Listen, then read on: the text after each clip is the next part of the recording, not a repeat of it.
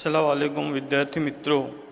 The Muslim education and welfare society संचालित YouTube channel में आपका स्वागत है।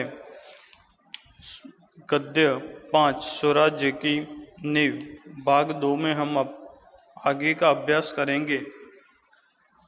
आगे जो है वह लक्ष्मीबाई कहती है मुस्कुराकर यानी हंसकर, शाबाश मेरी कर्नल, तुम लोगों से मुझे यही आशा है। जिस स्वराज्य की नींव तुम जैसी नारियां बनने जा रही है वह निश्चय ही महान होगा। मुझे इस बात की चिंता नहीं है कि वह मेरे जीवन काल में आता है या नहीं आता है, लेकिन मुझे इस बात का दुख अवश्य है कि हमारे पास शक्ति है फिर भी हम दुर्बल यानी कमज़ोर हैं। हमारे पास तात्या जैसे सेनापति हैं फिर भी हमारी सेना में अनुशासन नहीं है। हमारे पास ग्वालियर का किला है फिर भी हम कुछ नहीं कर पा रहे हैं। क्यों जानती हो क्यों? तब जूही कहती है, जानती हूँ महारानी, हम विलासिता में डूब गए हैं। तभी मुस्कुराती हुई मुंदर वहाँ प्रवेश करती है। मुंदर कहती है कि कौन कहता है कि हम विलासिता में डूब गए हैं? विलासिता में डूबे हैं राव साहब, बांदा के नवाब सेनापति तात्या। जूही कहती है कि सहसा अचानक नहीं मुंदर, सेनापति ने। मुंदर मुस्कुराती हुई कहती है, ओ समझी, तुम तो उनका पक्ष लोगी यानी पक्ष लेना, तरफदारी करना। जूही दृढ़ स्वर में कठोर आवाज में कहती है, मैं उसका पक्ष नहीं लेती, लेकिन जो तथ्य है, सच्चाई है, उसको छिपाया नहीं जा सकता। सरदार तात्या राव साहब को अपने तन मन का स्वामी मानते हैं मुंदर, और तुम उनको अपना स्वामी मानती हो। स्वामी मानती हो जूही? हाँ, स्वामी मानती हूँ और मानती रहूँगी, लेकिन उनसे भी अधिक जो है मैं महारानी को अपना स्वामी मानती हूँ, और महारानी से बढ़कर मैं अपने देश को अपना स्वामी मानती हूँ। देश के लिए मैं सरदार को भी ठुकरा चुकी हूँ। तभी मुंदर कहती है, जूही तू तो नाराज हो गई, मेरा यह मतलब नहीं था।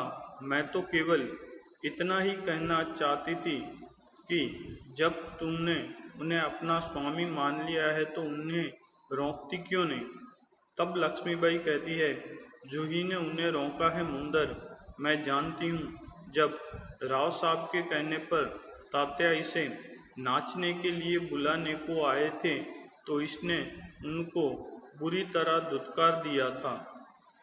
जूही, हाँ रानी, मैं स्वराज्य के लिए नाच सकती हूँ, बराबर नाच सकती हूँ, परंतु विलासिता में डूबने के लिए अपनी कला को किसी गले की फांसी नहीं बना सकती हूँ। जो मुझे ऐसा करने के लिए कहते हैं उनको मैं ठोकर ही मार सकती हूँ। लक्ष्मीबाई दीर्घ निश्वास लेकर, ठोकर ही तो नहीं मार सकती जूही, यही दर्द तो हमें कचोट रहा है। अगर ठोकर मारकर हम उनकी मदहोशी दूर कर सकते तो बात ही क्या थी। जूही कहती है, भाई साहब, मैं औरों की बात नहीं जानती, मुझे आज्ञा दीजिए, मैं ठोकर मारने को तैयार हूँ।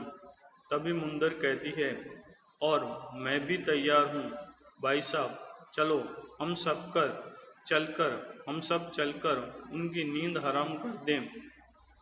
लक्ष्मीबाई, नहीं मुंदर, नहीं, हम उनकी नींद हराम नहीं कर सकते। अब तो दुश्मन की ठोकर ही उनको उस नींद से जगा सकती है। जूही कहती है कि दुश्मन की ठोकर, ये आप क्या कह रही है? लक्ष्मीबाई कहती है, हाँ जूही, दोस्त की ठोकर अविश्वास की खाई को और भी चौड़ा कर देती है। क्या तुम नहीं जानती कि हम एक दूसरे को किसी दृष्टि से देखते हैं? क्या ऐसी परिस्थिति में मेरे कुछ कहने से शंकाओं की घटा और भी गहरा नहीं उठेगी? मुंदर, भाई साहब ठीक कहती है, शंकाएं अविश्वास पैदा करेगी और उस अविश्वास से उत्पन्न निराशा को दूर करने के लिए पायल की झनकार और भी जनक उठेगी। श्रीखंड और लड्डुओं पर जान देने वाले ब्राह्मणों के आशीर्वाद का स्वर और भी तेज हो उठेगा। सहसा कहीं दूर तोपों का स्वर उठता, यानी अचानक दूर कहीं तोपे फूटने की जो है वह आवाज़ सुनाई देती है। लक्ष्मीबाई, और जो ही तुम अगर तात्या को खोज सके तो तुरंत उन्हें यहाँ आने के लिए कह। तब जूही कहती है, खोज क्यों नहीं सकती, आपकी आज्ञा होने पर मैं उन्हें पाताल से भी खींचकर ला सकती हूँ। जाने को मूर्ति है, यानी तात्या को खोजने के लिए जो है वह मूर्ति है। रघुनाथ राव तेजी से प्रवेश करते हैं। रघुनाथ राव, महारानी आपने सुना? लक्ष्मीबाई, क्या रघुनाथ? महारानी, जनरल रोज यानी अंग्रेज अधिकारी है रोज की सेना ने मुरार में पेशवा की सेना को हरा दिया। यानी जनरल रोज की सेना ने मुरार में पेशवा की जो सेना थी उसे हरा दिया। जो ही कांप कर, क्या पेशवा की सेना हार गई? लक्ष्मीबाई, पेशवा की सेना हार गई, यह अच्छा ही हुआ। अब पेशवा की आंखें खुलेगी। रघुनाथ, अपनी सेना को तैयार होने की आज्ञा दो। रोज जो है वह ग्वालियर का किला नहीं ले सकेगा। रघुनाथ कहते हैं, मैं जानता हूँ वह कभी नहीं ले सकेगा। मैं अभी सेना को कूच के लिए यानी आगे बढ़ने के लिए तैयार करता हूँ। केवल आपको सूचना देने के लिए आया था। जाता है। वहाँ से रघुनाथ जो है वह चले जाते हैं। लक्ष्मीबाई, और जूही तुम भी जाओ। सहसा बाहर देखकर, लेकिन ठहरो, शायद सेनापति तात्या इधर ही आ रहे हैं। जूही बाहर देखकर, जी हाँ, ये तो सरदार तात्या ही हैं। सरदार तात्या का प्रवेश। लक्ष्मीबाई कहती है, कहिए सरदार तात्या, आज आप इधर कैसे भूल पड़े? तात्या, भाई साहब, मैं किसी के लिए सरदार हो सकता हूँ, पर आपके लिए तो सेवक यानी दास, नौकर ही हूँ। लक्ष्मीबाई व्यंग से कटाक्ष में कहती है, इतने बड़े सेनापति को इस प्रकार एक नारी यानी औरत के सामने झुकते लज्जा यानी शर्म नहीं आती? खैर छोड़ो इस बातों को, यह तुम्हारी विनम्रता है, लेकिन यह तोपों की आवाज़ कैसी आ रही है? कौन सा उत्सव मनाया जा रहा है? शायद चटुकारों में जागीर बांटना अभी खत्म नहीं हुआ है। तात्या, भाई साहब, आपको हमें लज्जित करने का पूरा अधिकार है। हम इसी योग्य हैं, लेकिन जो कुछ हो रहा है वह आप जानती हैं। लक्ष्मीबाई कहती है, शायद ब्रह्मभोज के उपलक्ष्य में ये तोपें चल रही है। श्रीखंड और लड्डुओं के लिए घी शक्कर की कमी तो नहीं पड़ी? जूही, सरकार, इस बार इनको माफ़ कर दीजिए। तात्या व्यग्र होकर, भाई साहब, आप यूं कब तक फटकारती रहेगी? लक्ष्मीबाई कहती है, तू कहती है तो अच्छा, लेकिन मुंदर का यहाँ प्रवेश। मुंदर, सरकार, सेना तैयार है। लक्ष्मीबाई, मैं भी तैयार हूँ। तात्या, मुझसे बहुत आशाएं थी।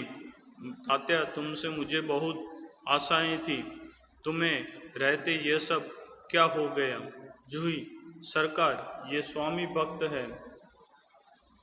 लेकिन आज हमें देशभक्तों की ज़रूरत है, आवश्यकता नहीं ज़रूरत। खैर, अब भी कुछ नहीं बिगड़ा, अब भी बहुत कुछ किया जा सकता है तात्या। इसलिए तो आया हूँ भाई साहब, आप जो कहेगी वही करूँगा, जो योजना बनाए उसी पर चलूँगा। लक्ष्मीबाई, तो जाओ, तलवार संभालो, नुपुर यानी झांझर की झंकार के स्थान पर तोपों की गर्जना होने दो।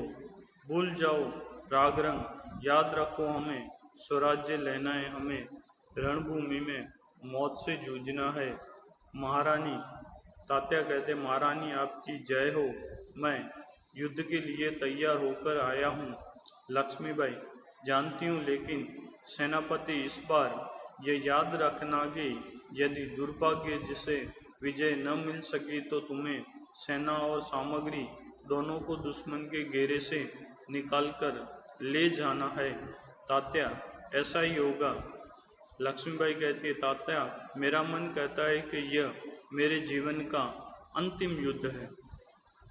जीत हो या हार, मुझे किसी बात की चिंता नहीं। चिंता केवल इस बात की है कि हमारी वीरता कलंकित न होने पाए। तात्या कहते हैं, भाई साहब, वीरता आपको पाकर धन्य है। आपके रहते कलंक हमारी छाया को भी नहीं छू सकेगा। आज्ञा दीजिए। तो विद्यार्थी मित्रों, इस भाग को हम यहीं समाप्त करेंगे और आगे का अभ्यास जो है वह तीसरे भाग में करेंगे। नमस्कार।